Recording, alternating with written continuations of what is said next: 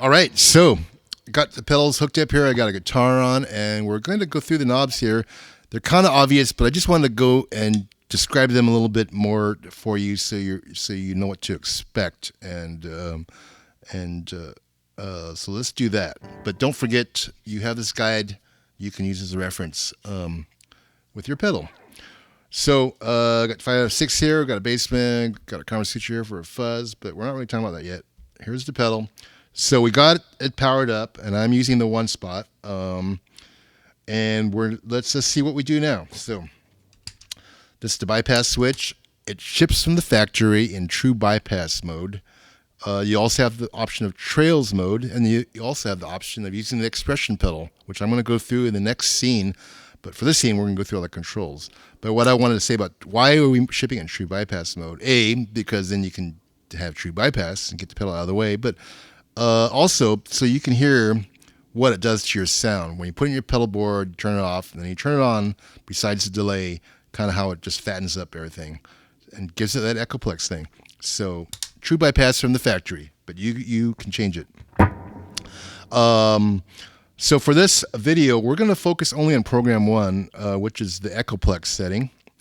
And there's 6 of them here. We're going to keep it on 1 now. So put your pedal on 1, and I'll have further videos where I'm going to explore each of the other voicings for you and give you some of my personal tricks and techniques that I do with them. All right. So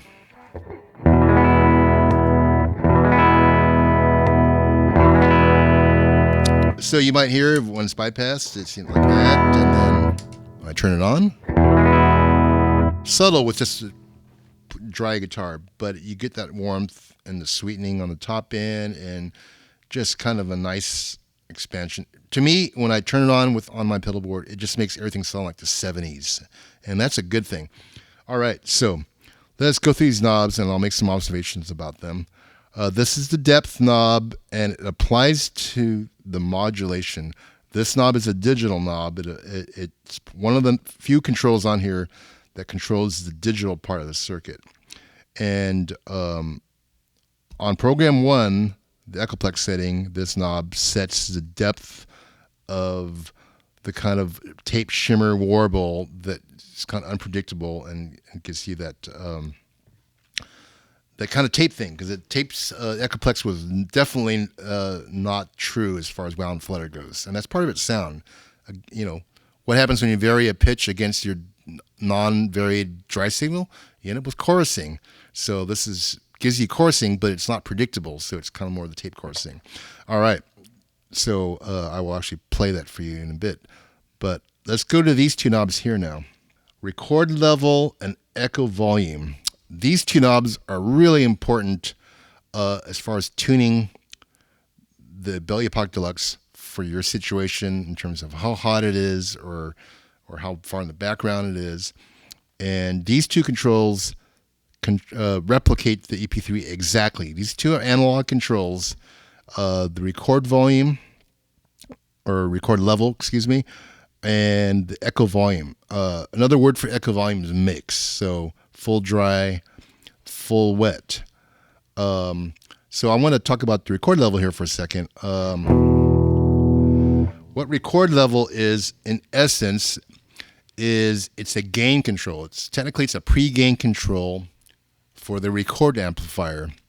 So what happens is your guitar goes through the JFET preamp, and then it hits the record level, and then it goes to the playback amplifier, and then that feeds the tape mechanism, or in this case, it's the digital delay line. And so the record level, you can also think of it, if this was a dirt pedal, which it can be, actually, it is kind of a dirt pedal, it's basically the gain for the dirt section. And I'm going to show you this. Kind of drain me here for a second. So what I'm saying is that your guitar hits the preamp here, and your guitar signal comes out, straight out. And so no matter what you do, if your signal is full dry, where you have the echo volume and the record level down, this signal is always going to be at that enhanced unity, is what I call it. It's not boosting. It won't distort. It'll always be at that level. That's your dry signal. But as you notice here, it splits off to the record level, and then it feeds this whole chain and there's a feedback loop here for your repeats. So this is where all the action is, and in this part of the circuit, the delay circuit, things can get really unruly and fun. So let's go and listen a little bit so you can hear what I'm talking about. Going to turn the echo volume up just a tad, and then let's go through the record level. So it's barely on now. But sometimes that's all you want.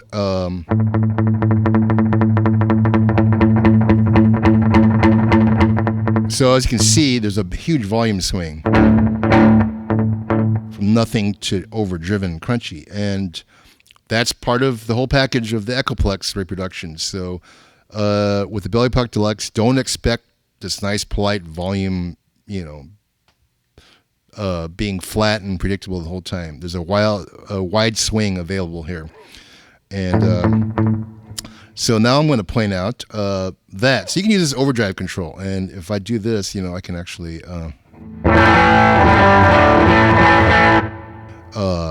all that crunchy hearing is from the delayed signal, which I have set at minimum right now. So what I'm going to do to show you, I'm going to turn on the Formula 5/6, so it's going into... So kind of a bassman cranked up a bit sound, and then let's turn this guy back on. So now I'm going to turn the record level way up.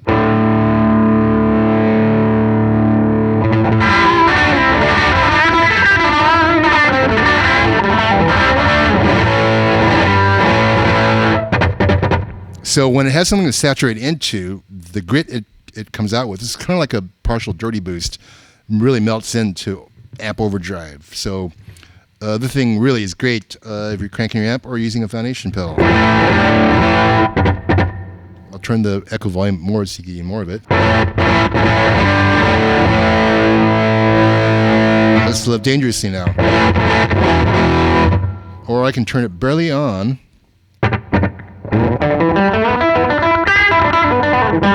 Now the repeats are nice and clean, and they're in the background. A couple observations here. A, don't feel like the record level and the echo volume need to be up at noon or something to be halfway balanced. That's not really the way it works. It's actually perfectly in design spec to have them barely on if you want kind of a background, in this case, slapback. They're just barely cracked open.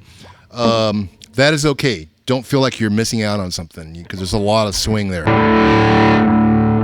So you can also think of these two controls if you're trying to get more grit out of the repeats. Think of the echo volume as your master volume. So I'm going to keep the master volume low and then use this as my overdrive.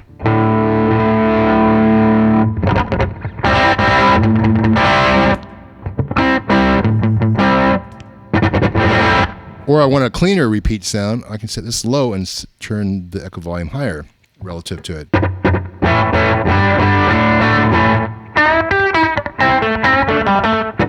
So a lot clearer and more in the background. So these two controls are real important for the character of the pedal. And that's something we look at. Either control at minimum will kill the delay signal. If you turn the record level off, it doesn't send any of your dry signal to the recording section, delay section. If you turn this off, it just turns the mix off. So if you want wet only for whatever odd reason, you can do that too. If you're playing, you want to jam with your future past self, you can kind of do that and jam with past self. It's kind of hard to play when the notes come out later, but see, what else can I say about this? Don't feel like you have to set them high, and use this for your grit and turn this down. Or you want cleaner, you set this lower and set this higher. Oh, I can actually tell you more about this. As far as the EP3 preamp and all that stuff, the mixer control does affect the response subtly. And you may not hear this at first, but the longer you spend with this pedal, as you get to know it and really what it's doing in the context of your rig and you're playing shows and whatnot, you'll start hearing these subtleties. So come back over here, and if I turn the record level off, then There's no no delay signal. This will still affect how the dry signal feels, the delay knob, even though there's no actual delay. Sure, if you go here, it'll turn it off because you're mixing in the delay and there's no delay there. But in this zone, there's a subtle change in the feel, and if you have more dirt pedals up front, it even makes that come out more. I would just encourage you to experiment with that. You might actually go, well, I want the sound to feel a little thicker, and so you actually turn it lower. And then I'll fix that and then turn the recoil level up and find my balance there with that as fixed point. Or I might say I want a little bit hollower sounding, and you end up with that a little higher. It feels more scooped when you're picking, and then you can use this to set the balance. So, or vice versa. I like the sound of the recoil level here. I'll just bring in enough of it to get the sound I want. So, very powerful controls. They're both analog. The record level, you're overdriving a 2-transistor gain stage. So it's basically a dirt pedal on the repeats only. Like I said, no matter what you do on the dry signal, you're always going through that nice JFET preamp. Okay, so let's go on to the Echo Sustain now. And this, as you know from the name, is how long the Echo Sustain, or the repeats, is what we'd call it in modern nomenclature. But in the Echoplex days, they call it Echo Sustain. And I'm going to turn the repeats up a little bit here. And, it goes from about 1/2 repeats at minimum, and it keeps going up. About halfway up, you get about that. And then somewhere above noon, you kind of get into the float range, and then beyond that,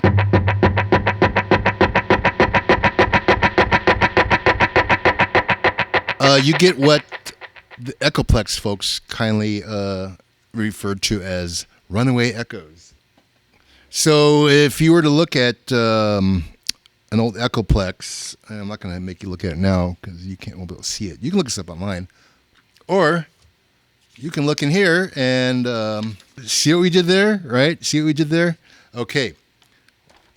The thing I wanted to read to you, though, is about the Echo Sustain control. It says, control of echoes per note. As you turn the control, there will be an increase in the echo sustained. Somewhere above 5 or noon, a runaway effect will start. And I bring this up now because some folks will be like, well, why does it start running away just after noon? What's going on with the rest of the dial? I tuned this thing to reproduce the way an actual Echoplex worked, so that the gain frequency staging is accurate. So this thing works like an Echoplex. So somewhere above noon, runaway will start. And somewhere between noon and that point is where you get infinite float. So just wanted to point that out. That's how it works. This is obviously an analog control. What's going on is that the repeats are coming out and going back into that playback amplifier, into the digital delay line, or the tape as it were, and into the recovery playback amplifier, and it's swirling through there. And so you have at your fingertips this finely tuned transistor gain stage to play with. So that's what's going on with the Echo Sustain.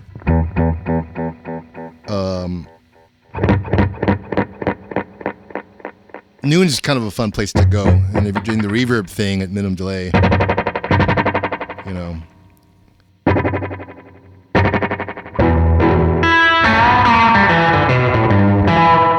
that's pretty cool. Noon's good. And we're in program 1, so the repeats kind of thin out as they decay. And you have other options with the other patches, but like I say, we're not going to talk about in this video. I just want to get you kind of the intention behind these knobs. Echo Sustain. Echo Delay is not much to say. It is a digital knob, but it's replicating the range of the Echoplex from 80 to 800.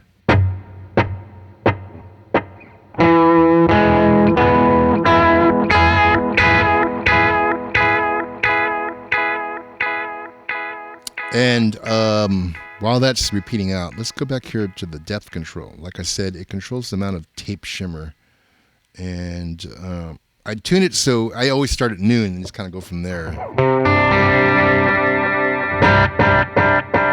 It's a very subtle thing at longer delay times, and you can max it out, and it's still going to be just kind of adds enough warble and tug and stretch to the notes so they don't just feel static. If you use shorter delay times, you can kind of hear the what it's doing a little bit more, and then I would say in general, if you're using shorter delay times, you might end up saying that more subtle if you want to be more realistic, but you can do whatever you want. But if you play real Echoplex, every day you fire it up, it does different tug things. So, we try to kind of tune it to, one of the better days. We wanted it to catch on a good day. What else can I tell you about these controls before we move on here? I think that's it. I have another thought in my head, but it escapes me now. So when it comes back to me, I'll share it with you. So now let's talk about the 3 modes of bypassing. And it's going to involve opening up the unit, and we're going to look at some adjustments that we can make. And that's going to also lead us to expression pedals, a topic that's probably near and dear to your hearts as far as what to use, how to use it, and all that stuff. So let's continue on with that.